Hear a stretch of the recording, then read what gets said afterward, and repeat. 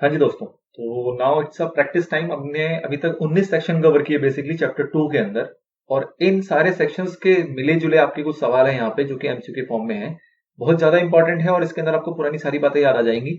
कुछ एक चीज रह जाएगी तो उसको थोड़ी सी रिवाइज कराने की मैं भी कोशिश करूंगा, ऑल दो पूरा डीप तो नहीं, बट अगर इसमें ज्यादा प्रॉब्लम आती है तो ऑब्वियसली आप बैक जाके अपनी वीडियोस को दोबारा से उसको देख सकते हैं, ठीक है ना। तो कुछ क्वेश्चन है इंपॉर्टेंट है, कंटिन्यू करना है, एंड तक आपको देखना है। सारे के सारे वीडियोस मतलब सारे के सारे जो इसके अंदर क्वेश्चंस है वो सारे के सारे कह लो कि बिल्कुल अच्छे लेवल के क्वेश्चंस है और हर किसी के अंदर अच्छे अच्छे प्रोविजन यूज किए हैं, जो कि हो सकता है कि आप उसमें गलती करने की कोशिश करोगे, मतलब आपके चांसेस हैं। तो ध्यान देना है आपने और कोशिश करना है कि इसके जवाब जो भी होंगे वो आप मुझे बता भी सको, ठीक है। चलिए, तो सबसे पहली बात है, सब जो पहला सवाल आता है, कह रहा है minimum number of members in a private company and public company. कितने मेंबर्स होने चाहिए प्राइवेट कंपनी और पब्लिक कंपनी के अंदर। थोड़ा सा रेफरेंस यूज करना कि पुराने में आपने ये चीज कहां पढ़ी थी, तो ये वाली चीज आपको ध्यान करो कि इस चीज को आपने कहां पढ़ा था। जब तक मैं इसके ऑप्शंस देख रहा हूं, पहला ऑप्शन है 3 और 7, दूसरा है 2 और 7, अगला कहता है 2 और 9 और अगला कहता है नन ऑफ द अबव। तो ध्यान करो, ये था आपका बेसिक रिक्वायरमेंट, जहां आपने देखा था section number 3 formation of company में जो बेसिक रिक्वायरमेंट आपने पढ़े थे, वहां मेंबर्स की बात हुई थी कि क्या बेसिक रिक्वायरमेंट है। तो वहां पे आपने देखा था कि कम से कम प्राइवेट के अंदर 2 होने चाहिए और पब्लिक के अंदर आपके 7 मेंबर होने चाहिए। तो आंसर इसका है बी, जो कि सही है। होपफुली आप इसको याद कर पाए होगे।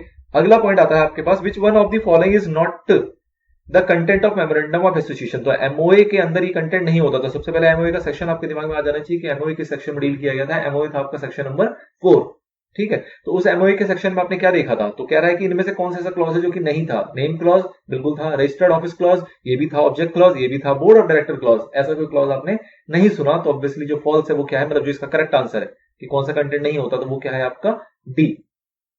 अगला सवाल आता है आपका, the registrar shall register any alteration of memorandum with respect to the object of the company and certify the registration within the period of dash from the date of filing of special resolution। Special resolution के file होने के कितने दिन के अंदर अंदर registrar जो है वो रजिस्टर कर देगा उस अल्टरेशन को जो भी आपने फाइल किया है, और आपको सर्टिफाई कर देगा एक आपका रजिस्ट्रेशन जो होगा। तो बेसिकली इसके अंदर का प्रोविजन अगर आपको थोड़ा बहुत याद आ रहा हो, अल्टरेशन ऑफ मेमोरेंडम की बात कर रहा है तो इसके ऊपर सेक्शन लगता था आपका सेक्शन नंबर 13, ठीक है। उसके अंदर क्या बात आई थी, जब ऑब्जेक्ट क्लॉज को अल्टरेशन की बात आई है तो 2 टाइप की टाइम लिमिट थी। पहला टाइम लिमिट था क्या, जब सेंट्रल गवर्नमेंट के पास आपका अप्रूवल जाएगा और उसके अंदर वो टाइम लेगा। उसके अंदर कितना टाइम लेने की बात हुई थी, वहां पे 60 दिन की बात हुई थी। लेकिन वो टाइम क्या चीज को लेके था कि वो चेक करेगा कि ये सारी परमिशंस वगैरह हुई है, कि सारे का जो मेंबर्स क्रेडिटर्स वगैरह उनका कंसेंट है क्या नहीं, और जो प्रोविजन और सिक्योरिटी वगैरह थी वो प्रॉपर्ली बनाई हुई है नहीं। इस टाइप की कुछ बातें थी। उसमें सेंट्रल गवर्नमेंट की टाइम लिमिट थी 60 डेज, लेकिन यहां पे पूछ रहा है रजिस्ट्रार, तो रजिस्टर का टाइम लिमिट ऑब्वियसली बात है क्या था, 30 दिन का। कितना टाइम लिमिट था, 30 दिन। तो ऑप्शन देख लेते हैं फटाफट से, 30, 60, 90 या 6 महीने। तो ऑब्वियसली बात है द डेज इज 630 डेज, ठीक है। तो आंसर आपका ए यहां पे सही हो जाता है। अगला बहुत ही आसान सवाल है, कह रहा है only a natural person who is an Indian citizen and who has stayed in India for a period of at least dash days during the immediately preceding 1 calendar year shall eligible to incorporate a OPC. तो OPC की incorporation आया, सीधी सी बात है, incorporation का आपका provision आया। Section number बताओ, इनकॉर्पोरेशन की बात आ रही है, क्या सेक्शन था इसका। तो इनकॉर्पोरेशन ऑफ कंपनी के केस में आपने देखा था सेक्शन नंबर 7 लगता है वहां पे, और यहां पे कह रहा है कि ओपीसी के लिए जो आपका नेचुरल पर्सन होगा उसको आपका इंडियन सिटीजन होना जरूरी है, और उसके लिए उसको कितने दिन इंडिया में रहना पड़ेगा। तो आपको ध्यान होना चाहिए, इनकम टैक्स से भी आप इसको रिलेट कर सकते हो। There is a time limit of 182 days. 182 days अगर वो इंडिया में रहा है तो वो इंडियन सिटीजन कहलाएगा। अगली बात करता है सेक्शन 8 कंपनी की। सेक्शन 8 कंपनी में कह रहा है कि जनरल मीटिंग के लिए आपको कितने दिन का जो लिस्ट है वो कितने दिन का नोटिस आपको देना होता है। तो आप ध्यान करें, जनरल जब आपने सेक्शन 8 कंपनी पढ़ा था तो उसके अंदर आपने कुछ एक्सेप्शंस पढ़े थे कि सेक्शन 8 कंपनी को लेके कुछ छूट है जो कि और कंपनियों में नहीं होती। तो और कंपनी का जो जनरल सिनेरियो होता है वो ये होता है कि जनरल मीटिंग के लिए आपको 21 दिन का नोटिस देना अनिवार्य है। लेकिन सेक्शन 8 कंपनी में कहा जाता है चलो जी कोई बात नहीं, तुम सेक्शन 8 कंपनी हो तो तुम 14 दिन का नोटिस भी दोगे तो भी चलेगा। तो जो एटलीस्ट टाइम पीरियड है वो है कितना, 14 डेज। तो answer is B. I hope आपको सेक्शन 8 भी यहां से याद आ गया होगा, कुछ एक्सेप्शंस थे वो याद आ गए होंगे। अगला पॉइंट आता है, अगला क्वेश्चन आता है आपका, XYZ company is having 50% share held by x company. एक XYZ कंपनी है, उसके अंदर 15% शेयर खरीद रखे हैं एक्स कंपनी ने, 50% खरीद रखे हैं सेंट्रल गवर्नमेंट ने, 10% खरीद रखे हैं स्टेट गवर्नमेंट ने, और 25% खरीद रखे हैं किसी और कंपनी ने। तो वो कौन सी कंपनी कहलाएगी, गवर्नमेंट, प्राइवेट, पब्लिक या फिर नन। तो बताइए कौन सी कंपनी कहलाएगी। तो गवर्नमेंट कंपनी का आपने प्रोविजन पढ़ा था, उसके अंदर क्या देखा था कि गवर्नमेंट कंपनी कब कहलाएगी, जब 50% से ज्यादा की होल्डिंग, सॉरी 51% या उससे ज्यादा की होल्डिंग होगी। तो इसके अंदर बेसिकली क्या हो गया, सेंट्रल गवर्नमेंट कितना होल्ड कर रहा है 50 और स्टेट गवर्नमेंट कितना होल्ड कर रहा है 10%। इसकी डेफिनेशन अगर आपको याद हो तो बात हुई थी सेंट्रल गवर्नमेंट अकेला भी होल्ड कर सकती है, मल्टीपल स्टेट गवर्नमेंट मिलकर भी कर सकते हैं, सेंट्रल और स्टेट मिलकर भी कर सकते हैं। इस तरीके से किसी का भी कॉम्बिनेशन अगर डायरेक्टली या इनडायरेक्टली क्रिएट होता है जो कि 51% उससे ज्यादा जाता है तो उस केस में वो हमारी गवर्नमेंट कंपनी कहलाती है। तो यहाँ पे आपका डायरेक्टली इनडायरेक्टली 60% की होल्डिंग है गवर्नमेंट की, चाहे वो सेंट्रल स्टेट को मिला के हो, तो इस केस में क्या कहलाएगा हमारा government company means answer number A. Next question आता है which one of the following statement is least likely to be true. ध्यान देना सवाल में, least likely to be true मतलब कहना है कि कौन सा ट्रू नहीं है या फिर कौन सा बिल्कुल कम ट्रू है। ठीक है, तो बिल्कुल कम, वैसे तो लैंग्वेज बिल्कुल कम कह रहा है, तो थिंग इज कि बेसिकली पूछना चाह रहा है फॉल्स कौन सा है। ठीक है ना, तो least likely to be true means which is the following statement is false. ठीक है, तो company is a subsidiary company. अब आपको पढ़ना पड़ेगा कंपनी एक सब्सिडरी कंपनी होगा if another company exercise more than 50% of the total voting power. Answer number 1। Answer number 2 control करता है composition of board of directors. Answer number 3 is a subsidiary of company which is subsidiary of first mention company. And answer number 4 आपका कहता है is a holding of a company which is holding of the first mention company. बताइए आपके हिसाब से क्या होना चाहिए। तो आपको मैं थोड़ा सा इसको क्लैरिफाई करूं तो आपने देखा था कि जहां होल्डिंग सब्सिडरी का रिलेशनशिप होता है उसके अंदर बात करता है कि 50% ज्यादा वोटिंग पावर होगा तो उस केस में होल्डिंग सब्सिडरी का रिलेशनशिप एग्जिस्ट कर जाता है। तो क्या ये ट्रू होगा फॉल्स होगा? तो ऑब्वियसली बात है ट्रू है, आपसे फॉल्स पूछा गया, हटा दो इसको। कंट्रोल करेगा composition of board of director, ये वाला भी पॉइंट इसके अंदर था तो ये भी आपका इसका आंसर नहीं हो सकता। उसके बाद 2 पॉइंट है, इसको आपको ऊपर से पढ़ते हुए पढ़ना है। मतलब पहले देखिए क्या कह रहा है, company is a subsidiary company if another company, और C point is a subsidiary company, is a subsidiary of a company. कुछ अटपटा नहीं लग रहा? एक बार फोर्थ पढ़ के देखो, a company is a subsidiary if another company is holding of a company. ये थोड़ा सही नहीं लग रहा कि एक कंपनी सब्सिडरी होगी अगर अनदर कंपनी जो होगी वो होल्डिंग होगी which is holding of the first mention company, मतलब subsidiary company first mention company की वो होल्डिंग कंपनी होगी। तो this is also true and the C1 is false. Again false को एक बार जस्टिफाई कर लेते हैं। एक कंपनी सब्सिडरी कंपनी होगी if another company is a subsidiary of a company. अगर एक कंपनी सब्सिडरी होगी तो अनदर भी क्या सब्सिडरी होगी? नहीं जी, ये सेंटेंस ही आपका अटपटा है। तो यहां पे यही आपका आंसर हो जाएगा सी। अगला सवाल आता है इंपॉर्टेंट, मैंने आपको जब पढ़ाया था तब मैंने इसके बारे में बात की थी कि ये इंपॉर्टेंट है, इस सवाल में अलग तरीके से पूछा जा सकता है। इसका एक बहुत बेहतरीन तरीका है यहाँ पे जो इसमें पूछा गया है। कह रहा है क्या, फॉर्म्स ऑफ वन। अब ये फॉर्म्स पूछे आपसे, पहला article of guarantee company having share capital, दूसरा कह रहा है article of company having not share capital, not having share capital, memorandum of an unlimited company with share capital और memorandum of a company limited by shares are respectively given in. अब आपसे table number पूछ लिए गए, इसको आप arrange करके तभी बता पाओगे जब आपको टेबल नंबर याद होंगे। टेबल नंबर कैसे याद होंगे? तो उसको याद करने का भी मैंने आपको एक तरीका बताया था, एक बार थोड़ा सा इसके ऊपर टाइम ले लेते हैं। बेसिकली क्या था, आपको याद हो तो आपके टेबल्स 5 थे, मेमोरेंडम के 5 थे, आर्टिकल के। जो मेमोरेंडम के 5 थे वो शुरू होते थे ए से लेके ई तक, A B C D E. ठीक है, और जो आर्टिकल के शुरू होते थे वो होते थे उसके बाद ई के बाद से एफ जी एच आई जे तक। ठीक है, अब 5 को किस तरीके से याद किया गया था? तो सबसे पहला शेयर कैपिटल वाला होता है, उसमें तो कोई दिक्कत ही नहीं है, मतलब लिमिटेड बाय शेयर्स का होता है। उसके बाद बात आती है गारंटी के 2 होते हैं और अनलिमिटेड के 2 होते हैं। ऐसे ही आर्टिकल के अंदर भी पहला शेयर्स का होता है, फिर गारंटी के 2 होते हैं, फिर अनलिमिटेड के 2 होते हैं। अब इसके अंदर थोड़ा सा बस ट्विस्ट ये है कि जब हम मेमोरेंडम की बात करते हैं तो गारंटी विदाउट शेयर कैपिटल पहले आता है, मतलब सेकंड नंबर पे, और गारंटी विद शेयर कैपिटल तीसरे नंबर पे आता है। फिर ऐसी अनलिमिटेड विदाउट शेयर कैपिटल चौथे नंबर पे, अनलिमिटेड विद शेयर कैपिटल 5वें नंबर पे। जब आर्टिकल करेंगे तो थोड़ा सा ये उल्टा हो जाएगा। उल्टा क्या हो जाएगा, लिमिटेड बाय शेयर्स तो रहेगा ही 6ठे नंबर पे, 7वें नंबर पे आपका आएगा गारंटी विद शेयर कैपिटल, मतलब उसमें विदाउट से शुरुआत होती है गारंटी की, यहाँ पे गारंटी में विद से शुरुआत होती है। उसके बाद आपका आएगा गारंटी विदाउट शेयर कैपिटल, ऐसी unlimited with share capital, unlimited without share capital. इस तरीके से आप 10 के 10 पॉइंट को याद रख सकते हो। अब इसको अरेंज करते हैं। सबसे पहले कह रहा है आर्टिकल ऑफ गारंटी हैविंग, तो आर्टिकल की बात करो तो A B C D E तो छोड़ दो, आर्टिकल शुरू कहां से होगा, जी से आपका शुरू होगा। नेक्स्ट 5 तो जी से शुरू होगा, तो पहला कह रहा है कि A B C D E छोड़ दिया आपने, एफ से शुरू होगा, बेसिकली सॉरी चीनी एफ से शुरू होगा, A B C D E छोड़ा है हमने, एफ से शुरू होगा। तो article of guarantee having share capital, तो गारंटी की बात कर रहा है, मतलब पहला हट गया आपका, ये बात कर रहा है दूसरे नंबर की, आर्टिकल में दूसरा गारंटी विद शेयर कैपिटल, तो दूसरा कौन सा होगा आपका, ऑब्वियसली जी। सारे ऑप्शंस में देखो जी है, तो आपको वैसे इसमें ज्यादा दिमाग लगाने नहीं था अगर आप ऑप्शन देख के काम करते हो तो। अगला कहता है article of guarantee not share capital, तो ऑब्वियसली बात है जी है तो उसका अगला ही होगा। इसमें भी देखो सारे ऑप्शन में एच चल रहे हैं, इसमें भी दिमाग लगाने की जरूरत नहीं है, कोई सा भी चुन लो। आगे बढ़ते हो, मेमोरेंडम ऑफ अनलिमिटेड, अनलिमिटेड बात कर रहा है और मेमोरेंडम की बात कर रहा है। तो पहले तो मेमोरेंडम को पकड़ो, मेमोरेंडम में लेके होते हैं ए से ई तक। उसके बाद बात कर रहा है अनलिमिटेड विद शेयर कैपिटल, तो अनलिमिटेड का पहले पकड़ो। अनलिमिटेड का आपका होता है आपका चौथा और 5वां नंबर, मतलब डी और ई नंबर। अब डी और ई के अंदर में से जो आपका पहले शेयर कैपिटल आता है या बाद में, इसको आपको ध्यान रखना पड़ेगा। तो आपको ध्यान होगा आर्टिकल में पहले शेयर कैपिटल आता है, इसके अंदर बाद में आता है। तो इसके अंदर ये कह रहा है विद शेयर कैपिटल, तो विद शेयर कैपिटल का बाद वाला होगा, बाद वाले का मतलब ये होगा ई पॉइंट, मतलब लास्ट पॉइंट। एंड अगली बात आती है memorandum of company limited by shares. तो मेमोरेंडम ऑफ कंपनी की बात कर रहा है और लिमिटेड बाय शेयर्स, तो ऑब्वियसली बात है, तो सबसे पहला पॉइंट होगा लिमिटेड का शुरू ही ए से होता है आपका, तो जो आपका आंसर हो जाएगा वो हो जाएगा बी। यहाँ पे आप इसको अलग तरीके से याद कर लो, जैसे मर्जी याद करो, द थिंग इज कि सवालों में ये आता है, आपको याद होना चाहिए 10 का 10 टेबल। ठीक है, चलिए मैंने कोशिश की आपको समझाने की, आपको इससे समझ में आया, अच्छी बात है, नहीं आया किसी और तरीके से कर सकते हैं। अगली बात करता है Twitter limited has invested 50% shares in share capital of Snapchat. बहुत बढ़िया।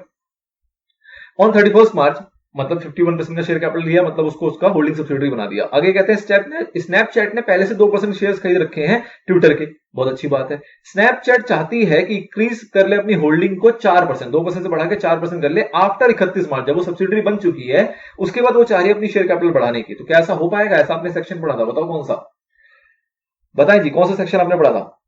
आपने पढ़ा था एक सेक्शन नंबर 18 सब्सिडियरी और होल्डिंग का। ठीक है, तो उसके अंदर क्या बात आया था? उसके अंदर बात ये आई थी कि अगर पहले से किसी ने शेयर्स खरीद रखे हैं, सब्सिडियरी बनने से पहले खरीद लिए तो कोई बात नहीं, खरीदे रहो, लेकिन आप उसको बढ़ा नहीं सकते, उतना रख सकते हो, उससे रिड्यूस कर सकते हो, लेकिन बढ़ाने की परमिशन आपको नहीं होती। इसका पूरा पूरा वहीं पे एक एग्जांपल भी था, याद आ रहा होगा आपको। तो क्या कह रहा है, ऐसा हो पाएगा? तो ऑप्शन देखो, पहला कह रहा है yes it can change, it can increase its holding, दूसरा कह रहा है नो नहीं हो सकता, तीसरा कह रहा है कांट से, चौथा कह रहा है नन ऑफ द अबव। तो ऑब्वियस सी बात है, आंसर होगा आपका बी, ऐसा पॉसिबल नहीं है। ये आपका सेक्शन मना करता है कि नहीं भैया, आप अगर पहले से सब्सिडियरी हो तो सब्सिडियरी शेयर कैपिटल नहीं ले सकती, अगर पहले से ले रखा है तो उतना ही लेकर रखे, उसको बढ़ा नहीं सकती। चलिए जी, अगला क्वेश्चन आता है आपके पास। अ डायरेक्टर मेंबर डिपॉजिट करता है 5,000 रुपए और डिमांड करता है एजीएम नोटिस में कि भैया मेरे को एजीएम नोटिस जो हो वो कैसे मिले, ब्लू डार्ट के कुरियर से मिले। तो क्या कंपनी क्या बाउंड है सर्व करने के लिए उसी तरीके से? तो आपने ये भी सेक्शन देखा था क्या कि भैया अगर उसको पेमेंट वगैरह फीस वगैरह मिल जाएगी तो उस केस में आपको क्या होगा कि जिस तरीके से आपका पर्टिकुलर मोड भी अगर वो मांग रहा है तो आपको पर्टिकुलर मोड में प्रोवाइड करना पड़ेगा। ठीक है, तो इसके ऊपर कौन सा सेक्शन था आपका? सेक्शन नंबर 19 था। तो क्या कह रहा है? पहला, yes because he is a director. अच्छा जी। No because company is allowed to serve document by ordinary post. अच्छा जी। Yes because the member is deposited money, और no because director can not get special privileges. तो answer होगा आपका सी, obvious सी बात है, डायरेक्टर को मिलेगा। क्यों मिलेगा? क्योंकि उसने भैया फीस पे करी है, यहाँ पे पैसे जमा कर दिए हैं, तो उसको मिलने का पूरा पूरा राइट है। कह रहा है to entrench it articles after incorporation of a public company. आप इंट्रेंच कर रहे हो मतलब छेड़खानी कर रहे हो आर्टिकल के अंदर आफ्टर इनकॉर्पोरेशन, इनकॉर्पोरेशन के बाद ऑब्वियसली बात अल्टरेशन की जा रही है पब्लिक कंपनी के अंदर। तो उसके लिए क्या क्या पॉइंट है? तो पहला पॉइंट कहता है स्पेशल रेजोल्यूशन पास करना पड़ेगा, दूसरा पॉइंट कहता है कि आपको कंसेंट देना पड़ेगा सभी मेंबर का, तीसरा पॉइंट कहता है आप ऐसा नहीं कर सकते, और चौथा पॉइंट कहता है आपका will have to pass special resolution और अप्रूवल लेना पड़ेगा ट्राइब्यूनल का। अब ये ट्राइब्यूनल कहां गया? आप आर्टिकल के अंदर छेड़खानी कर रहे हो, आर्टिकल को तो आपकी प्रॉपर्टी एक तरीके से, तो आर्टिकल में बाहर के लोग कहां जाते हैं? तो आर्टिकल के अंदर कोई मारामारी नहीं है, पब्लिक कंपनी आप आर्टिकल कर सकते हो। तो ए पॉइंट आपका स्पेशल रेजोल्यूशन पास करो, जो अल्टरेशन करना है आप चाहे उसको कर सकते हो, ट्राइब्यूनल की कोई आवश्यकता यहाँ पे नहीं होती है। आगे बात करते हैं, AOA of a private company says that preference share holder will have right to vote only if 3 years dividend is not paid. कह रहा है कि एओए जो होगा प्राइवेट कंपनी का, वो ये कहता है कि प्रेफरेंस शेयर होल्डर के पास राइट है वोट करने का। कब वोट कर सकते हैं? जब 3 साल तक उनको डिविडेंड नहीं मिलेगा। तो ये क्या है? Void as against the company act. क्या ये वॉइड है, कंपनी एक्ट के अगेंस्ट है? दूसरा, वैलिड है क्योंकि सेक्शन 47 एप्लीकेबल होता है प्राइवेट कंपनी में सब्जेक्ट टू एओए। अच्छा जी। अगला, वॉइड है क्योंकि ये सेक्शन, मतलब void because as per section 6 act is superior. Void हो जाएगा क्योंकि सेक्शन 6 जो है वो सुपीरियर है। अच्छा जी। अगला कहता है वैलिड होगा because companies act allows voting power to preference shares if there is, जो भी है सेम सवाल। तो देखो ध्यान दो, आपने पढ़ा था सेक्शन नंबर 6, सेक्शन 6 में आपने क्या देखा था? सेव एज अदरवाइज करके एक प्रोविजन शुरू हुआ था जहां पे ये कहा गया था कि आपके आर्टिकल में या एमओए में या फिर किसी भी ऐसे एग्रीमेंट वगैरह में कुछ ऐसा नहीं होना चाहिए जो कि ओवरराइड करे किसको, आपके एक्ट को। ये पॉइंट कहा गया था। लेकिन उसमें सेव एज अदरवाइज के ऊपर एक एक्सप्लेनेशन थी जिसके अंदर कहा गया था कि भैया 47 वाला जिक्र था कि भैया 47 क्या है, प्राइवेट कंपनी को पावर देता है कि वो अपने एओए को अपने अकॉर्डिंग बना सकती है, वो उसको ओवरराइड भी कर सकती है। तो जहां पे स्पेशली पावर है वहां पे ऐसा चीज पॉसिबल हो जाता है। तो यहाँ पे एओए की बात कर रहा है, तो ये ऑब्वियसली बात है वैलिड हो जाएगा because section 7 is applicable to private company subject to AOA. Section 47 जो वोटिंग का है वो एप्लीकेबल होता है, लेकिन वो एओए के मद्देनजर रखते हुए होता है, अदरवाइज एओए को छोड़ के नहीं होता। तो एओए में ऐसा लिखा है तो उसकी बात यहाँ पे मानी जाएगी क्योंकि ऐसा सेक्शन 47 ही कहता है, मतलब एक्ट ही कहता है ऐसा। तो ये पॉइंट आपने बहुत अच्छे से पढ़ा हुआ था, इसके ऊपर आपका ये सवाल बन के आ गया। ये ऑप्शन में आया है, केस स्टडी में भी आ सकता है, तो किसी भी फॉर्म में आ सकता है। बताइए important area. Now if a company is registered bye incorrect information, तो वाइंडिंग अप जो होगा वो कौन ऑर्डर देगा? अगर इनकरेक्ट इन्फॉर्मेशन से कंपनी बन गई तो उसका वाइंडिंग अप का ऑर्डर कौन देगा? Central government, ROC, NCLT court. तो answer is NCLT. It's a direct answer, कुछ खास नहीं है। A not for profit company shall not alter the provision of its memorandum and article. अच्छा जी, मेमोरेंडम और आर्टिकल को वो अल्टर ही नहीं कर सकते। कौन? नॉट फॉर प्रॉफिट, मतलब सेक्शन 8 कंपनी। क्या ऐसा था? कि सेक्शन 8 कंपनी ऑल्टर नहीं कर सकते? तो पहला कह रहा है फॉल्स फ्रीली है जी, कर सकते हैं। दूसरा कह रहा है फॉल्स कर सकते हैं लेकिन सेंट्रल गवर्नमेंट की परमिशन के साथ। अगला कह रहा है ट्रू है जी, कर सकते हैं। It will be the violation the terms of license. True है because MOA AOA section 8 companies alterable, मतलब उसको चेंज नहीं किया जा सकता, तो इसलिए सही कह रहा है। तो बताओ जी, ऑब्वियस सी बात है इट इज फॉल्स, ऐसा पॉसिबल है, लेकिन ऑब्वियस सी बात है सेक्शन 8 कंपनी, तो इसलिए वहां पे एक स्पेशल प्रोविजन ये आ जाता है कि आप जब भी चेंज करोगे तो एक बार पहले जाके पूछोगे किससे, किससे, मालिक से, मतलब सेंट्रल गवर्नमेंट से। तो बी पॉइंट आपका इसका सही होगा कि फॉल्स है, ऐसा किया जा सकता है, लेकिन ऑब्वियस सी बात है पहले आपको क्या लेनी पड़ेगी, परमिशन लेनी पड़ेगी सेंट्रल गवर्नमेंट की। आपको ध्यान आ रहा हो, ऐसा भी प्रोविजन आपने ऊपर पढ़ा था अल्टरेशन वाले एरिया में। नाउ 15th क्वेश्चन आता है, if a company changes it's name, एक लास्ट है बस 16 के बाद ये रैप अप हो जाएगा। If a company changes it's name which of the following is most accurate, अगर कंपनी चेंज करती है नेम को तो इसमें से क्या प्रोविजन जो है वो एक्यूरेट है? It is not allowed to use old name in any way, पुराने नाम को यूज नहीं कर सकती। New name should be identical with old name, मतलब नया नाम जो रखेंगे वो पुराने नाम से मिलता जुलता होना चाहिए। Old name should be painted या printed for next 1 year along with new name, नए नाम के साथ पुराने नाम को 1 साल तक प्रिंट या पेंट किया जा सकता है, और अगले में कह रहा है 2 साल तक किया जा सकता है। तो आपको याद आ रहा है सेक्शन नंबर 12 जहां पे बात आई थी रजिस्टर्ड ऑफिस की। रजिस्टर्ड ऑफिस में आपने देखा था कि अगर नेम चेंज हुआ हो तो उसके इसमें पुराना वाला नाम, मतलब फॉर्मर नेम जो है वो यूज कर सकते हैं, अगले 2 साल तक पेंट और प्रिंट कर सकते हैं। तो answer is D, exact answer है सेक्शन नंबर 12 के रेफरेंस से। Now last question, a company registered with the name of the trademark already in existence, एक कंपनी रजिस्टर्ड हो गई किसी ऐसे ट्रेडमार्क के नेम से जो कि ऑलरेडी एग्जिस्ट करता था, मतलब ट्रेडमार्क उसका था, तो उसके इसमें क्या होगा? Central government can give order any time to change name, central government order दे सकती है भैया नाम बदलो। अगला, company will have to change its name within 3 months from the order of the central government, company को नाम change करना पड़ेगा 3 महीने के अंदर अंदर। Trademark owner will make complaint within 3 years, trademark owner जो है वो 3 साल के अंदर कंप्लेंट कर सकता है। और अगला आता है ऑल ऑफ द एबव। तो देखें सर, आप इसके अंदर ना ऑल ऑफ द एबव करने के चांसेस आपके ज्यादा होंगे, जो कि सही नहीं है। मतलब इसका सिनेरियो अगर आपको याद हो ट्रेडमार्क के अंदर, तो उस केस में क्या था? ट्रेडमार्क के अंदर सिनेरियो कुछ इस प्रकार से था कि ट्रेडमार्क जो ऑनर होगा, जो प्रोप्राइटर होगा, रजिस्टर्ड प्रोप्राइटर ट्रेडमार्क के अंदर, वो क्या करेगा, वो कंप्लेन कर सकता है किसको?